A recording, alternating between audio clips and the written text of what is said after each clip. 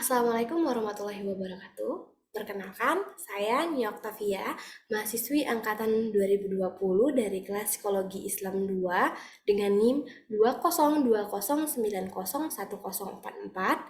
akan membuat video yang berjudul Manfaat Psikologi Pendidikan dalam Aspek Psikologi untuk memenuhi tugas individu mata kuliah Psikologi Pendidikan yang diampu oleh Bapak Dr. Muhammad Uyun MSI.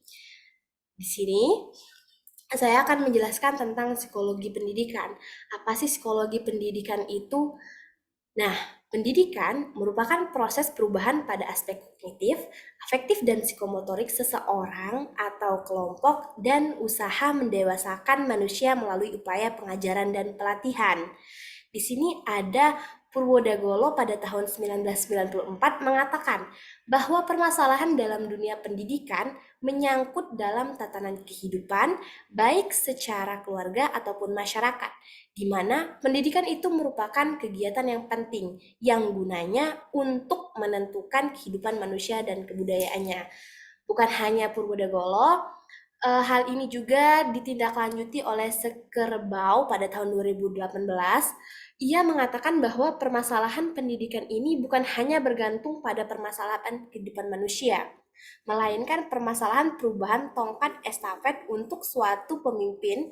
Karena itu, pendidikan dilakukan di masyarakat agar selalu diperbaiki dan semakin baik di kemudian hari dikarenakan peranan dari pendidikan ini sangat penting. Nah, sejalan dengan pendapat dari Sekerbau ini, Witherington pada tahun 1991 juga mengatakan bahwa psikologi pendidikan tidak hanya dianggap sebagai suatu psikologi yang dipraktekkan saja.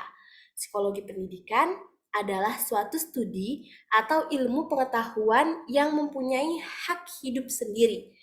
Hal ini memang benar bahwa aspek-aspek tertentu dari psikologi pendidikan nyata-nyata bersifat kefilsafatan, tetapi sebagai suatu ilmu pengetahuan, psikologi pendidikan telah memiliki susunan dan prinsip atau kebenaran dasar sendiri, fakta-fakta yang bersifat objektif dan teknik yang berguna untuk penyelidikan dari psikologi pendidikan ini sendiri. Berdasarkan hal lain tentang psikologi pendidikan bahwa sama halnya dengan ilmu lainnya, pembahasan yang ada di dalam psikologi pendidikan ini merupakan salah satu sumber ilmu yang memiliki keunikan tersendiri dan juga memiliki kerumitan karena keleluasaan dari persoalan dan penyelidikan yang terus-menerus dalam psikologi pendidikan itu sendiri. Nah, kita ke selanjutnya nih. Apa sih manfaat dari psikologi pendidikan itu? Di sini dikatakan oleh Muhid 2015, psikologi pendidikan tidak dapat memberitahukan kepada guru apa yang harus dilakukan, tetapi akan memberikan prinsip untuk digunakan dalam mengambil keputusan yang lebih baik dan bahasa untuk membahas pengalaman dan pemikiran tersebut. Selain daripada itu, di sini juga ada manfaat lain dari mempelajari psikologi pendidikan, yaitu satu, memahami perbedaan siswa atau diversity of student. Nah, dalam memahami perbedaan siswa ini, seorang guru pasti akan memberikan efek dan dampak tersendiri terhadap siswanya karena setiap siswa itu memiliki cara yang unik dan karakteristiknya masing-masing. Kemudian manfaat yang kedua adalah untuk memilih strategi dan metode pembelajaran. Hal ini dilakukan untuk membantu siswanya agar cepat memahami dalam pembelajaran yang akan dilaksanakan. Karena sebagai guru yang baik dan mentor yang baik, guru harus bisa memahami dan mengetahui apa saja yang dialami oleh muridnya itu sendiri. Kemudian ada manfaat yang ketiga, yakni untuk menciptakan iklim belajar yang kondusif di kelas. Di mana hal ini seorang guru menjadi seorang mentor. Kenapa harus menciptakan iklim belajar yang kondusif di kelas? Karena seorang guru adalah satu titik yang menjadi tontonan untuk murid-muridnya. di mana ketika guru tersebut mampu menciptakan iklim belajar yang kondusif, maka akan tercipta sebuah ruang belajar yang nyaman dan murid-muridnya juga bisa memahami apa yang disampaikan oleh gurunya itu. Kemudian manfaat yang keempat ada memberikan bimbingan dan pengarahan kepada siswa. Nah, manfaat psikologi pendidikan yang dimaksudkan dari memberikan bimbingan dan pengarahan kepada siswa ini adalah guru bertugas sebagai seorang yang mampu memberikan dukungan dan bimbingan kepada muridnya dalam hal ketika seorang murid mengeluh ketika ada permasalahan yang dihadapi, contohnya dalam nilai akademik yang menurun. Di situ guru memberikan bimbingan dan pengarahan untuk bagaimana menyelesaikan agar nilai si murid ini bisa naik kembali. Kemudian yang terakhir adalah mengevaluasi hasil pembelajaran.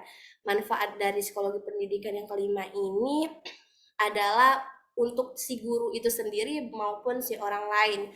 Karena psikologi pendidikan berfungsi dan bertugas bukan hanya membuat, menjalankan, melainkan juga mengevaluasi hasil pembelajaran.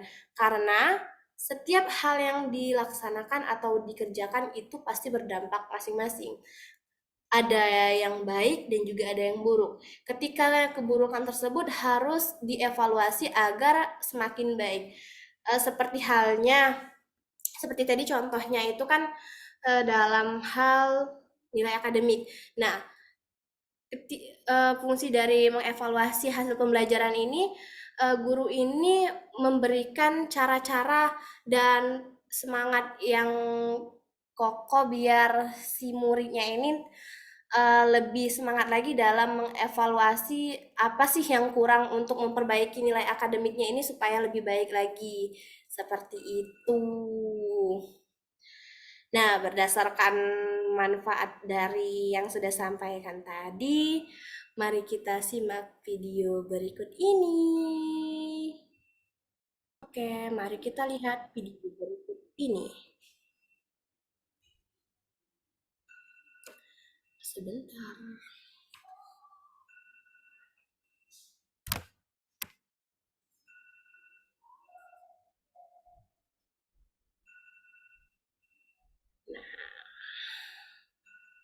Mari kita tonton.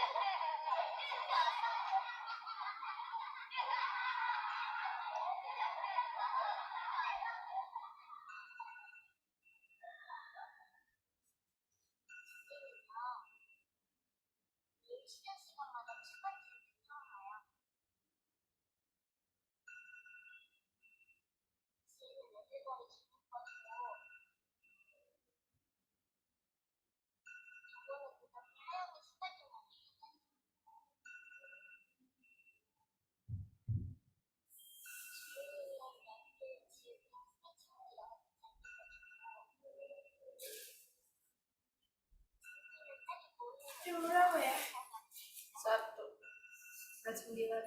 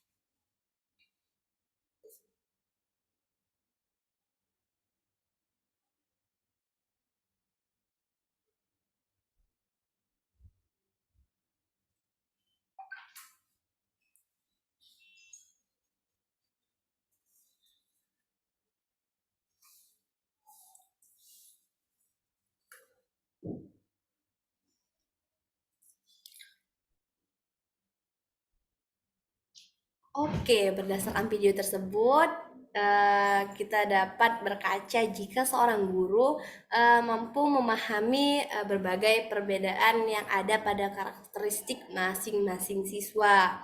Nah, dalam memilih strategi dan metode pembelajaran yang baik, serta mampu menciptakan iklim belajar yang kondusif, memberikan bimbingan dan pengarahan serta mengevaluasi hasil dari pembelajaran. Oleh sebab itu, manfaat psikologi pendidikan banyak sekali dan dalam penerapannya psikologi pendidikan memberikan dampak yang penting bagi sebuah pertumbuhan dan dunia perkembangan secara psikologis dan akademik. Wah, kita udah berada di penghujung video kita nih. Mungkin itu saja yang dapat saya sampaikan. Lebih dan kurang saya mohon maaf. Saya akhiri dengan pantun nih. Jalan-jalan ke Tanah Abang, jangan lupa beli baju ya. Sampai di sini bincang-bincang. Semoga dapat ilmu. Wassalamualaikum warahmatullahi wabarakatuh.